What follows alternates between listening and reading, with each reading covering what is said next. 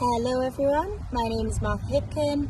I'm a former student of King's Priory School, and since being at King's Priory School I have travelled the world. I've lived in Madrid, I've lived in Rio de Janeiro in Brazil, and I'm living now in Switzerland, in Basel.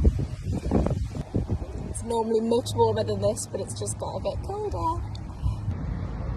I'm also a bilingual children's book author, so I don't know if you've heard already, but I have written a book called Let's Seize the Day.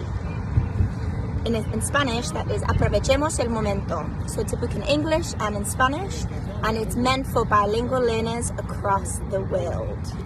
So you can buy a copy of that now on Amazon. I will also be visiting the school, King's Priory School in Tynemouth, some point in November, so you can also buy a copy from me then if you wish. Now, as it is European Day of Languages this week, the Woodard Academies Trust have decided to host a competition, and this is where you come in. The main reasons for celebrating European Day of Languages is A, to promote the value of learning another language, B, to kind of increase the understanding of intercultural diversity, and also to encourage the use of language learning in and out of the school, and to become global citizens. Now let's get to it. What do you need to do in this competition? So we are inviting all language learners across the trust to provide your interpretation and expression of the concept of the word tolerance. Tolerance. Really think about the word tolerance and what that means to you and how you can best express that idea. Now, we will be accepting verbal and written forms of this in this competition. So you can provide us with a poem, a narrative, a sketch or cartoon, or a song. Now, this is going to be something very specific to you, and how can you best demonstrate this idea of tolerance? That's completely up to you, and I'm going to let your creativity skills and your linguistic skills run wild with you.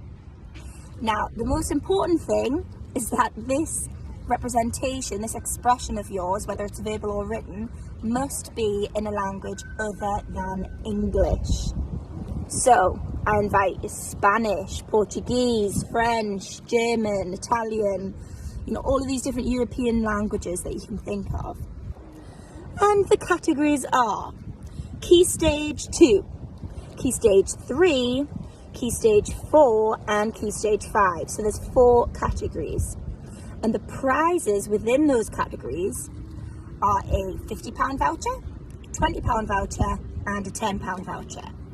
Now, those prizes are for each key stage, so for each category.